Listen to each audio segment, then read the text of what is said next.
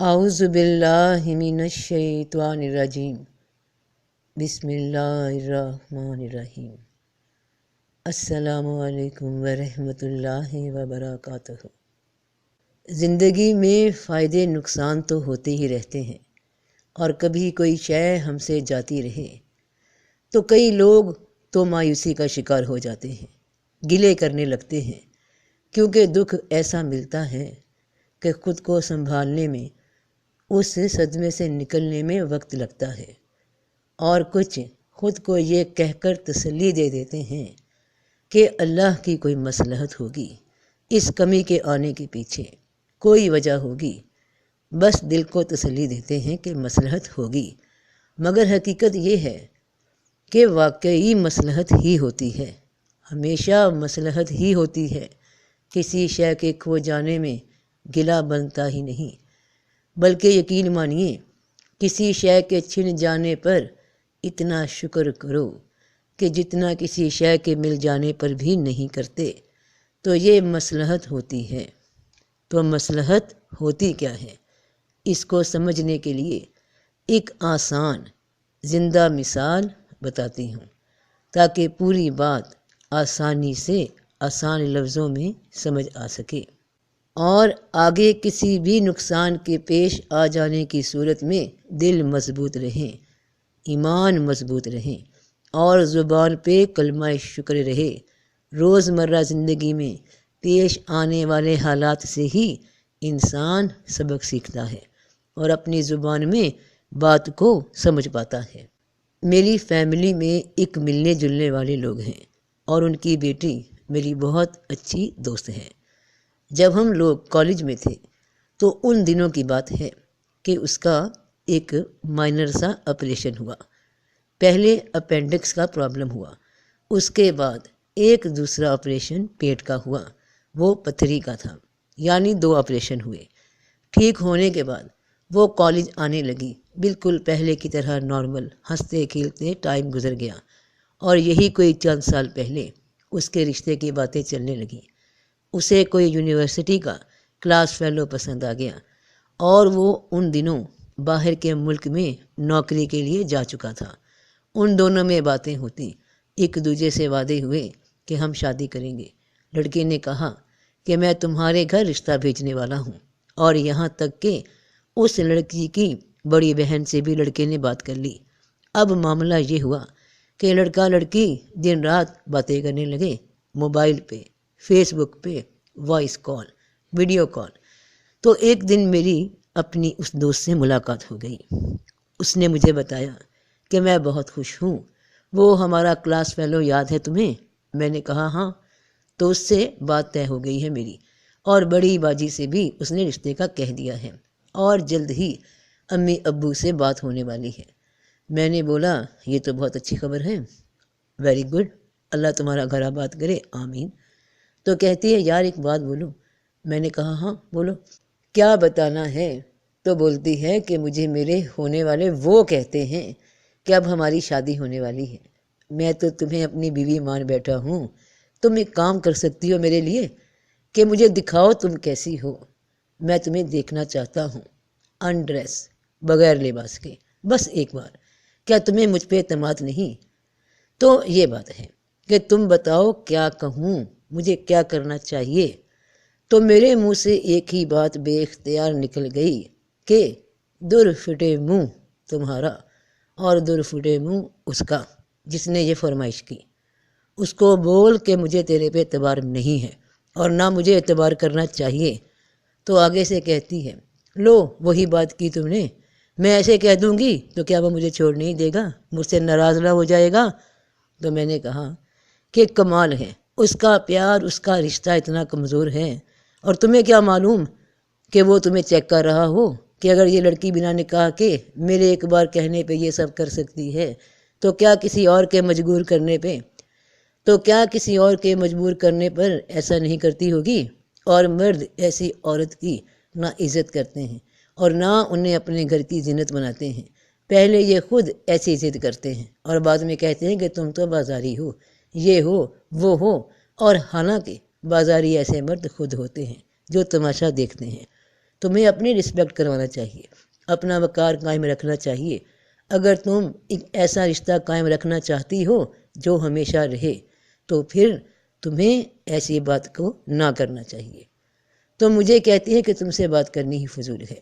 اگر دنیا چھوڑ بیٹھی ہو تو کیا سب لوگ جینا چھوڑ دیں؟ اور تمہیں کیا معلوم، تمہیں کیا تجربہ؟ اب دوست تھی پھر کہہ دیا میں نے۔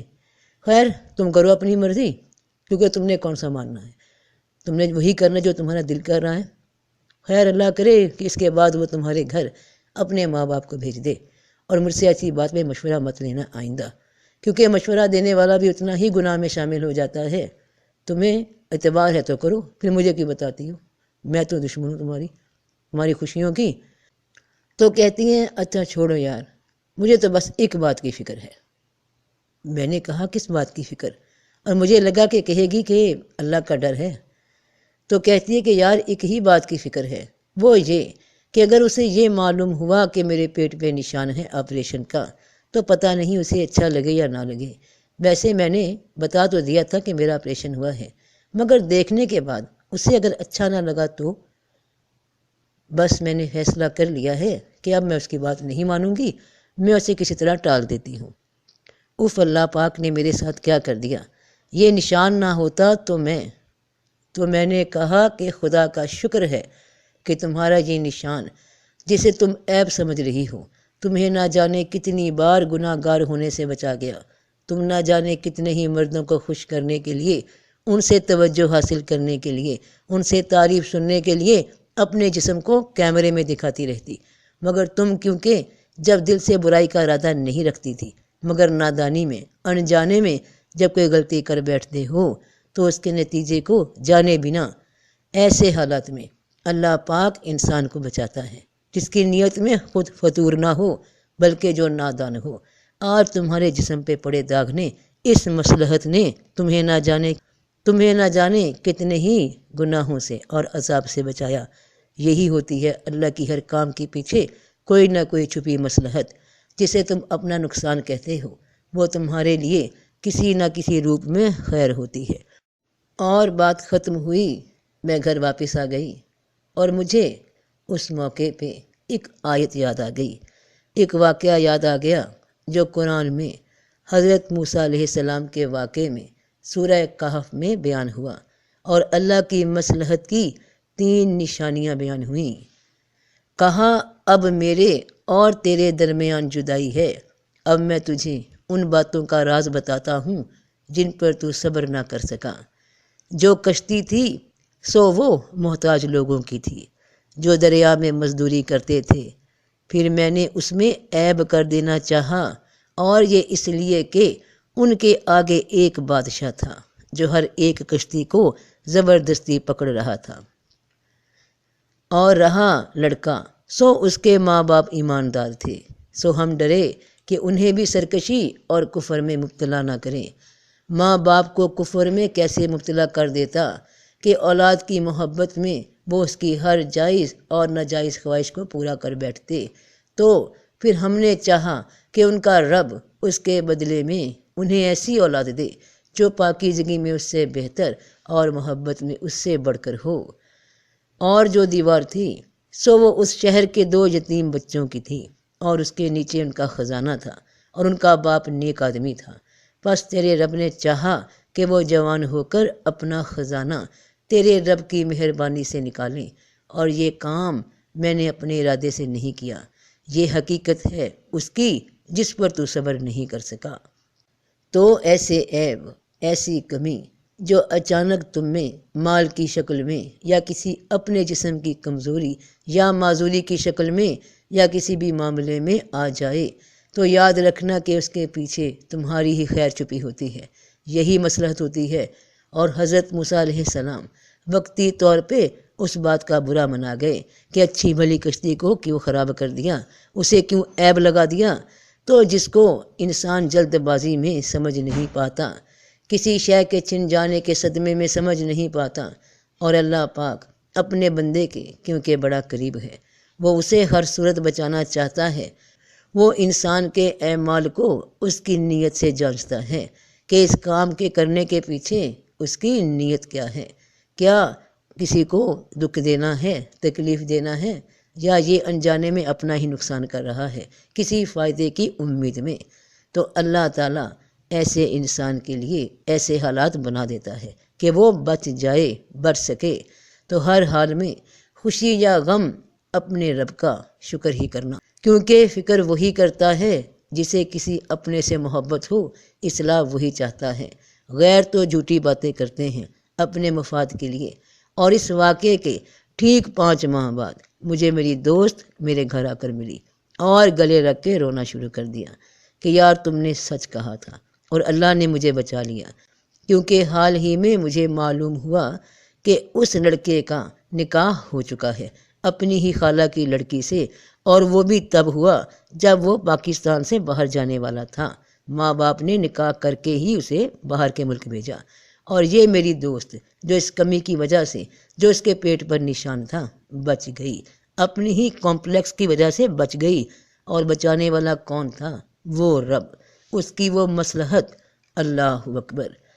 تو اگر وہ نشان نہ ہوتا تو نہ جانے کتنے لوگ اس کے بدن کو دیکھ چکے ہوتے۔ تو رو مت میری دوست، اللہ کا شکر ادا کر کہ اس عیب نے تمہیں حقیقی عیب دار ہونے سے بچا لیا۔ اور کوئی بندے دا پتر جو خود تمہارے گھر عزت سے رشتہ بھیجے، وہاں اپنی زندگی شروع کرو، تماشائیوں سے دور رہو۔ یہ تعریف میں سننے کے لیے خود کو برباد مت کرنا میری بہنوں، میری بیٹیوں، کہ یہ جھوٹی تعریفیں ہوتی ہیں، خود کو دھوکہ نہیں دیتے۔ بس شکر کرو اپنے رب کا، اس سے ڈرو۔